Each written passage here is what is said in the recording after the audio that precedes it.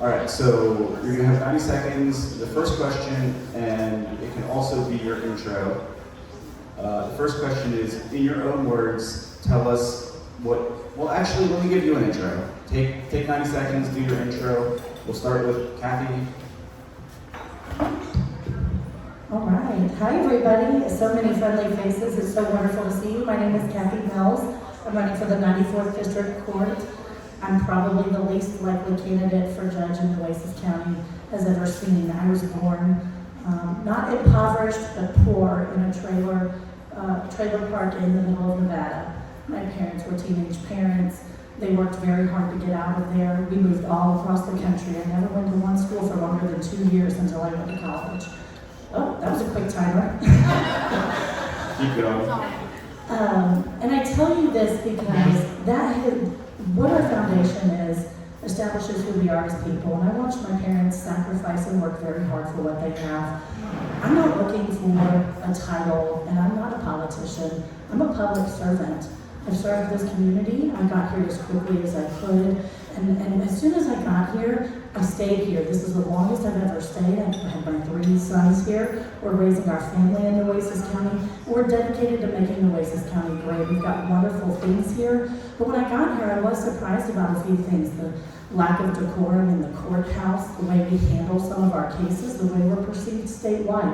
The good news is we're on the uptrend. We've elected some very wonderful judges who have done a wonderful job in my 15 years here, increasing the image of Nueces County around the state. I have a statewide reputation. I'm friends with the Supreme Court justices, courts on the Court of Criminal Appeals. I help to raise the reputation of Nueces County and serve you with dignity and respect as I have in my current job. Again, Kathy Mills, thank you. Chris. Do you mind if I stand? Yeah, go ahead. What we do in courts, my name is Chris Dorsey. I'm also a candidate for the 94th. I've been a lawyer for nearly almost 25 years now. I've been practicing trial advocacy for a long, long time. I know you can't tell from my hair or from my looks. I'm actually been doing that long. I'm standing up because that's what we do in court. We stand up to show respect to the judges and to you. So I want to thank you, first off, for coming out here and taking your valuable time to learn more about all the candidates. And so thank you so much. It's my respect to you. Also, before I introduce myself, I'd like to point you to the reason I'm running, the boys in the back. Jay and I have four boys. We have Joe Dorsey, James Dorsey, and Jack Dorsey. And John didn't do his homework, so I had to stay home tonight. They're here from college. They've been also putting out all the Dorsey signs, so thank you so much, boys. I really appreciate it. I'm running because we need to hold people accountable. We need to make a better world for our kids. And that's what I'm trying to do. We need to, thank you, I'll have more time, but part of making a better world is if people commit crimes in this county, we need to hold them responsible. With my experience, I'm the one to do that. Thank you. All right, Kathy, in your own words, tell us what the court you're running for does, the 94th District Court, and how your experience and background makes you qualified for this judgeship. Great question, and I didn't get a chance to say thank you, Spencer. You've taken on a tremendous task. You've done phenomenally. Thank you for that. Thank you. Pause my time during that applause, Joe. The 94th District Court is a court of general jurisdiction, as you heard one of the candidates say earlier. They handle the bulk of the civil cases because they have a broad civil jurisdiction. The 94th District Court is primarily a criminal court. I am a felony level prosecutor. I've been an assistant district attorney for many years. I prosecuted child crimes. I put away the absolute worst offenders in our community. When you talk about accountability, I have seen judges give defense attorneys favors and give friends benefit, and we need to stop that. It is heartbreaking to see child murderers get probation. Thank God we had one this week actually get time. I'm the type of judge that will hold them accountable. I work for the 13th Court of Appeals right now, currently, for the last 6 years. My job, I'm their general counsel. I might also be appointed as the clerk of the court. If you go on the State of Texas website, my actual title is general counsel. I provide legal advice to the 6 judges that we have up there, they're phenomenal judges. I spend my day reviewing trial court dockets from Bucky's all the way to Brownsville. That's what's motivated me to run. I've seen some really weird things on those dockets, really terrible stuff. And Nueces County needs to have better judges, doing better things, better judgments. It can be upheld at the Court of Appeals and at the higher courts, and that's what I plan to do.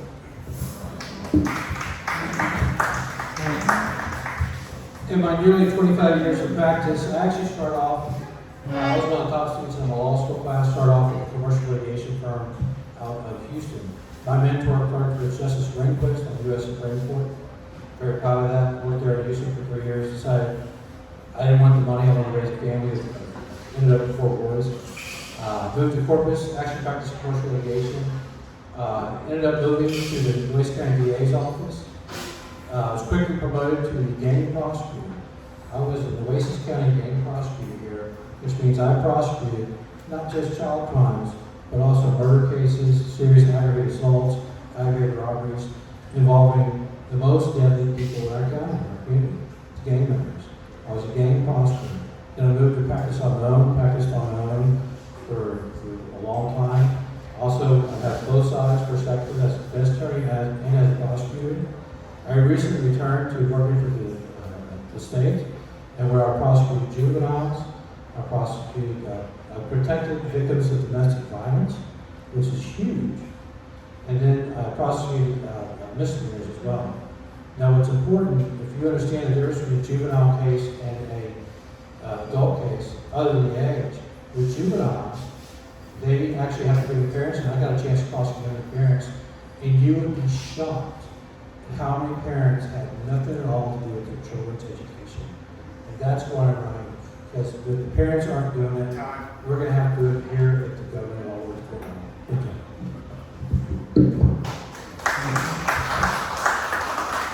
Thank you. All right. Have you ever voted in a Democratic primary? If so, when was the most recent, and why are you running as a Republican? Real quick, yes or no? Yes, I voted in one Democrat primary many years ago. We had no contested races on the Nueces County Republican side. We had a horrible judge. We needed to get a new judge in. It was Judge Longoria. We had a primary opponent. We needed to get him off. The first stab was at the primary. We had no contested Republican matters that year, and I did vote that year. I'm a lifelong Republican, lifelong conservative. You can check my Texas Tech Red Raider Journal. I wrote an article about how the president was good for Afghani women. I've been a lifelong Republican, but I did, for political purposes, flip, and now Judge Yukon has that seat. So, you know, some days I get questions about that. I'm good with it. Voted in Republican primaries ever since. Thank you. I also voted in the Democrat primary. My dad was an appellate court judge for 3 terms. I value family, and so I voted in the Democrat primary, voted for my father. I was talking to Mr. Sells, who's another former gang prosecutor, who supported me. And I actually walked for Mr. Sells almost 20 years ago when he was running for the 94th District Court. So anyway, it's interesting how it turns out that way. Just for clarification on both of those, when did you vote in the Democratic primary? Judge Klein might know better. 2014, Okay. 16? Okay, 2016. I was close. It's been so long, I honestly don't remember. Thank you. Next question, we'll start with Chris on this one. If you win this primary, what's your plan to beat the Democratic incumbent in November? Well, we have a Democratic, there's no Democratic incumbent. It's it's an open seat, Judge Galvan's retiring. And so there is a Democrat running name. I won't give her name, because what a horrible politician I am. But she's running, she's at all the events I'm going to. She's actually got a lot of support, and so it's going to be very, very difficult to beat her. It's going to take a concerted effort of all the local Republicans to beat her. I'm going to count my experience. I've been an attorney for nearly 25 years, and I have the experience that will to be a judge. So I know Selena. because we've served on boards together. And let me tell you about this part of the process we're in. We're in the party part of the process. We're trying to win our party over. When we shift out of this, we shift to trying to win the lawyers who practice because they're the ones that people ask.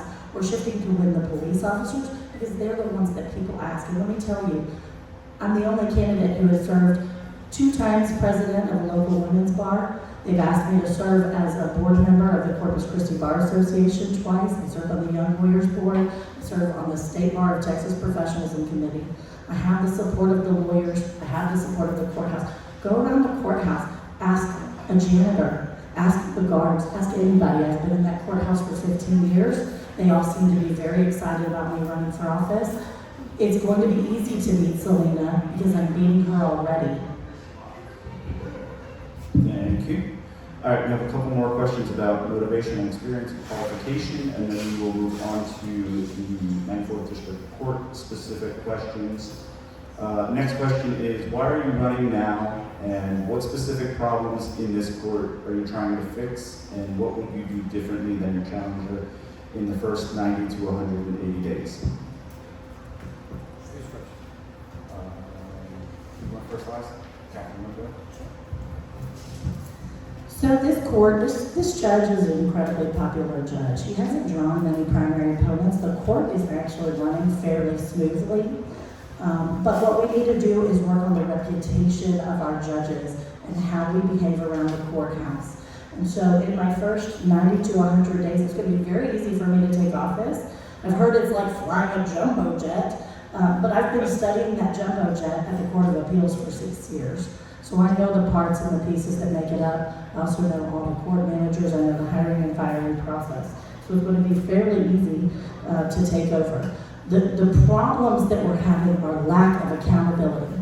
If you're a former associate of our current DA, I don't know how you're going to hold him accountable. You have to hold the defense bar and the prosecution accountable.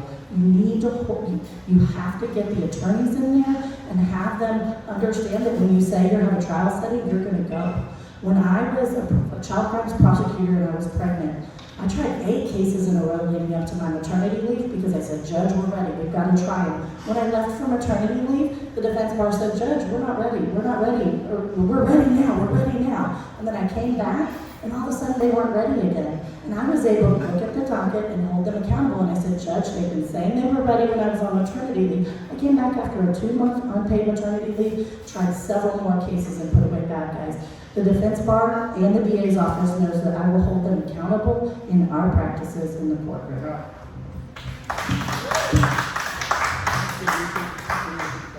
Yes. Why are you running now? What specific problems in this court are you trying to fix? And what would you do differently than your challenger in the first 90 to 180 days? I'm running to make the community better. I'm running because people like Mark Gonzalez dismissed thousands and thousands of cases. We need judges who are willing to, we need prosecutors who are willing to hold people accountable. We also need judges who are doing that too. Now, unfortunately, judges don't have much say when it comes to dismissal. It's a matter of, they don't have any discretion on that. But when it comes to the plea deals, they have discretion as to whether or not they accept the plea deals. And so I want to hold people accountable for their crimes and make this community better. So how do we do that? Time. You have to respect, as a lawyer for nearly practicing law in trial courts and handling nearly 40 appeals, you have to respect not just the lawyer's time, but you also have, as a judge, you have to respect the litigant's time. They're taking their time out of the court, not just talk about criminal cases, but civil cases as well. They're taking time out of their day to be there. You can't have them sit. I've had to sit in court all day long, just wasting time in front of the judges. And it's absolutely crazy. You have to respect everybody's time. That's number one. Number two, you have to respect everybody's time. In other words, you have to try to follow the OCA rules, the Office of Court Administration. They've set new standards for how long a case should last. We have to follow those. That means you have to set the lawyer's time, kind of what the time moves right now. We have to say, here's your time, here's your setting, and hold them to those settings. Thank you.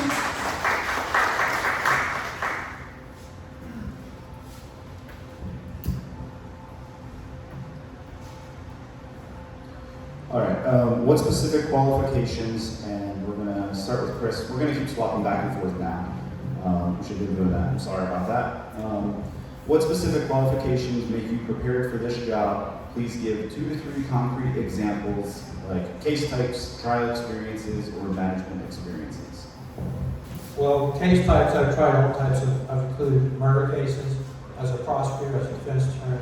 I've tried commercial cases as a plaintiff and defendant. Commercial cases are fights between business litigants. I've also tried family law. You've heard other judges say it's about a 75 to 90% criminal case law, but I've been on both sides of it. With regard to the family law, I've handled family law cases. I've actually prosecuted CPS cases. I've defended CPS cases. I've been in those cases. I have that family law experience. And so what I will do is use my experience to make it a better one. Sure.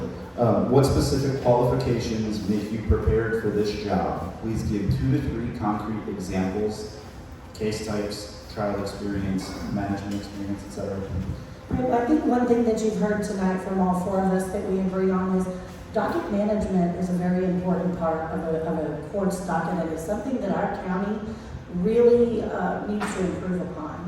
I manage the docket for the 13th Court of Appeals. I assign the cases out to the judge, and then I report to them each month what their timelines are. And if the judges are getting into trouble, you know, I've got to let them know this case needs to move. I've been managing a docket of 500 to 700 cases for the last 6 years for 6 different judges. Seems almost easier to manage one case, one docket for one court for myself. So there's definitely that. My trial experience, undoubtedly, 100% of my cases were upheld. They were appealed because I put away bad people for a long time, so they appealed all of the cases. The 13th Court upheld them. I don't think I even had one go to the Court of Criminal Appeals, which is astounding. So I also want to point out, maybe make a correction. I don't know that I would do it, but judges do have discretion over dismissals. They can refuse a dismissal. They're the ones that sign the final dismissal. And so if you want to hold a DA accountable, tell them, I'm not signing that dismissal. You want to waste the money and go to trial. You've said you're ready. You've brought this indictment, and you can make them go to trial. Now, I don't know if I'm going to do that because I'm a resource management person, but I want you to know that that is something that a judge could do. Thank you. 30 seconds. There's actually a case involving the Judge Steeler against Judge LaGuardia. We have a successful judge here, Judge Klein here as well. I think 2 clients. There's actually a case where Judge LaGuardia attempted to do so, but attempted to not just do the sign dismissal. And the Court of Appeals made Davis in order to sign that Court of Appeals, saying it's not a matter of discretion, it's a matter of course. Yes, 30 seconds. Every case is different, every fact is different. A judge has to sign the order. If they don't sign the order, the case will go to trial. Every case is different. Okay, we're going to move on. How has your job history, especially any judicial or courtroom experience in Nueces County, prepared you for this specific role? What parts translate most directly to the day-to-day work and why? So I currently serve a court, and I've talked about the docket management there, but I've also been appointed to be a magistrate judge over civil mental health commitment cases. I think Judge Robinson and I used to rotate that job for the county back when we had a mental health facility over on Crosstown. And nothing is more serious than taking away somebody's liberty. And these people have not committed a crime. They are having a mental crisis or they're having a drug crisis. And the county judges, the 4 county judges, entrusted in me the responsibility to determine whether they should be committed to the hospital involuntarily or not. County Court 5, yes, and County Court 5 appointed me, and I worked in County Court 5 a tremendous amount. So between that experience, my trial experience, and working for a court right now that is directly related to this job, think I'm the only candidate who has a job that's directly related to a district court job right now. And I'm ready to go. It's just a natural progression. If you look at my career, it's a natural progression for this job. I also wanted to take a minute, as a politician, it's very uncomfortable to toot your own horn, but if you Google what's the most prestigious job you can have out of law school, the answer will be federal law clerk for a district judge. That's the job I got. This little old trailer park girl from Nevada got a job with a United States District Court judge, and that is the most difficult job to get because you have to have the academics, you have to have the ability to have good decision making. That judge relies on you to get the decisions ready for them. I'm still doing that today.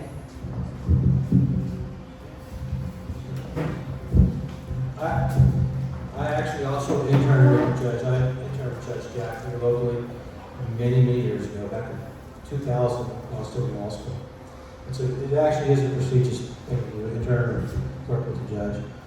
Let me go back to judicial activism. One of the things, why Marie running, we cannot have activist judges who just make up their own law and don't follow the law. And that goes back to my experience. My experience in 25 years as a top attorney, my experience of spending time in a courtroom, not as a clerk, but actually in a courtroom trying cases, talking in front of judges, arguing in front of judges.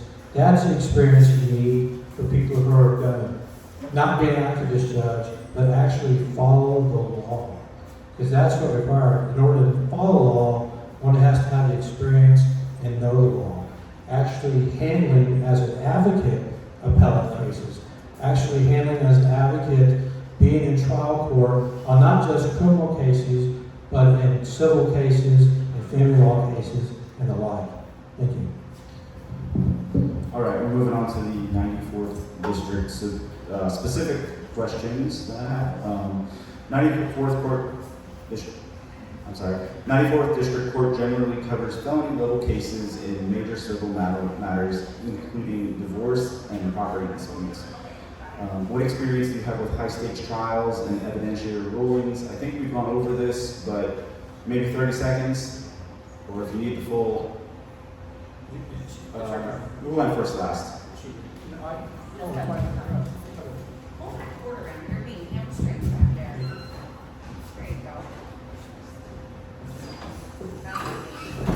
Can you repeat the question, please? Sure. 94th District Court generally covers felony level cases in major civil matters, including divorce and property disputes. What experience do you have with high stakes trials and evidentiary rulings? I think we've covered this, so.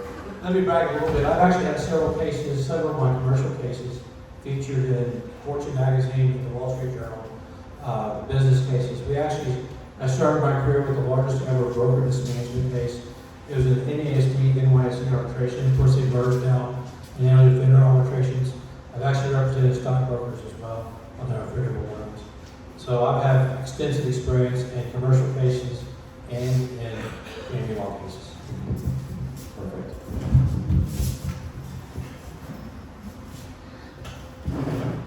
Every single case that is heard in the 94th District Court can be appealed to the 13th Court of Appeals. I've reviewed these matters, I've studied the law on these matters, and I want to address the thing about being an advocate. It's a difficult shift from advocacy to being a judge, and I think every judge in this room would agree. And I've shifted from the advocacy 6 years ago. I'm already making judicial decisions today, making judicial recommendations today. I also want to talk about high stakes. I've been covered by the local news for putting away some of our worst offenders. And what you heard me say in those news programs was that nobody wins. I didn't celebrate, I didn't toot, I didn't, do anything. These are serious matters. These are not things to be celebrated. These are things that judges should have a serious decorum to adjudicate. And I'm ready to be that candidate for you. Thank you. All right, next question. Would you typically follow what the prosecutor recommends, like making plea deals, or do you take a stronger stance against violent crimes such as murder? What would you do if you felt the prosecutor's plea offer was too lenient? Yeah, we're seeing a lot of this. And I would be willing to reject plea negotiations. I know these juries. I've tried cases more recently in Oasis County. 6, 7 years ago. 6, 7, sorry, I had to do it. But I've tried cases more recently, and I'm also reviewing those jury verdicts. I'm seeing what the juries, what I do for my job is study these judgments, what the juries are doing in these cases today. So I know what juries are giving in these violent offenses. I know what the prosecutors are giving. And what you do is you weigh that. You say, do I think a jury would give more? Do I think I would give more if they're teed up for a bench trial? And absolutely, if the scenario is right, I would reject a plea negotiation. Now, again, I'm a resource girl. You've got to give deference to the parties before you. And sometimes that means accepting plea deals so that things can move on. You're usually aware, the judges are usually aware of sticky issues in a case, a bad witness, travel coordination problems. There's a lot of reasons why you might see low plea deals. I've had to give those low plea deals. I've had heartbreaking conversations with victims of violent and horrific crimes where I was given a low plea deal. It was a terrible feeling, but we knew to secure any justice, that's what we had to do. So I will give deference to the prosecutors that know the case, but it won't be unrestrained. Thank you. That's an easy answer, yes. I would not hesitate at all to reject a plea deal. Now, as regards to death threats, I actually received death threats as standing prosecutor. In my second, third murder case as standing prosecutor, and it was a fellow who eventually got, anyway, long story, the fellow eventually got, the father of the defendant was threatening me, and it ended up, the defendant, I was prosecuted got life, and the father ended up getting prosecuted for killing his son. And it's a high-profile case about 10 years ago. But the answer to that question is yes, no doubt I would reject sweet plea deals. And the key to that is, it's not a study or case study, but it's actually portion of the trial. If I think the community would give them, if this fellow deserved a higher punishment, I reject that plea deal and make the parties go to trial. Let the community make the decision. That's what's important. It's you. It's a community of jurors that would make that decision. And that's why my experience is important and vital. You have to have judges with experience in trial court, trial advocacy, because we look to the jurors. We look to the community to give us decisions, not via studies, but actually real practice. So thank you. Thank you. Okay, felony dockets involve public safety, constitutional rights. So how do you ensure courtroom control while protecting due process? And that should be you, Chris. Courtroom control while protecting due process. You have to be a tough judge. And you can't be worried about being a lawyer's friend. You actually have to hold the lawyers accountable. And some lawyers really don't like that. But part of my experience in trial advocacy is, guess what? You have to know what the rules are. You have to know what the rules of evidence are. You have to experience the rules of evidence, but you have to know them. And you have to enforce them. You have to enforce the rules fairly. But you have to hold lawyers accountable. Thank you. So constitutional challenges are a really unique thing because it usually involves a really novel attack on the law. And so you're not always going to have the answer because those constitutional challenges are going to the Supreme Court. And so the constitutional challenges that come before these courts go before the 13th court. And the person that sends them to the Attorney General's office for their review is Kathy Mills. I've been looking at these constitutional issues for a long time. There's not two the same. I mean, yeah, they might bring the same complaint over and over. But once the Supreme Court or the Court of Criminal Appeals decides that matter, it's done and everybody knows it. We don't have judges, thankfully, in our community bucking the Constitution. It's the new constitutional challenges. It's the edge of the law. What you need to know about me is the State Bar of Texas and the Office of Court Administration y'all were talking about earlier, when the legislature made a new rule about records at the Court of Appeals, guess who they slated to go teach that to top appellate attorneys and appellate justices around the state? That's what I did. So when there's new law, when there's challenging laws, that's my area of expertise. That's what I've been doing. Yes, I've taken 6 or 7 years off of advocacy because this is an advocate position. This is a judiciary adjudicative position, and I'm ready to make those tough calls. Whether I'm right or wrong, I'm going to make those tough calls well and clearly. Thank you. Divorce and family cases can be very contentious. What principles guide you in managing high conflict hearings while staying within the law? So I'm a member of the family law section. I've done divorces both for fathers and mothers. When I was in private practice for myself, my sister's been through a contentious divorce. It's a highly charged emotional situation. And what the local bar is telling me, I've spoken with several of the top family law attorneys in town, and what they're telling me is the use of ad litems for the children is at issue. So an ad litem is somebody that's in a tough case. It's usually either about money or it's about the kids, and it's usually about the kids because Nueces County isn't Dallas County. So you have the option to appoint an ad litem or not. I think we have some courts that just appoint an ad litem in every case if there's a child. Well, then you have a shortage of qualified and skilled ad litems. So you need a judge who has seen these type of facts and areas, who have worked with children, who understand that children can be abused, manipulated, and cheated in this system, who have spoken with these type of children, who can identify these things, because sometimes it is the judge in chambers with the child sorting it out. And sometimes it's the ad litem. You have to ask yourself, what type of judge do you want talking to the children of a contentious divorce where somebody's being accused of child abuse, sexual or otherwise? What kind of judge do you want in that chambers talking to those children? I think your answer is Kathy Mills.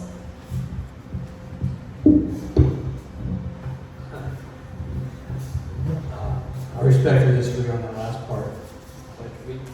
The key to it is experience. I've actually been in the courtroom trying CPS cases.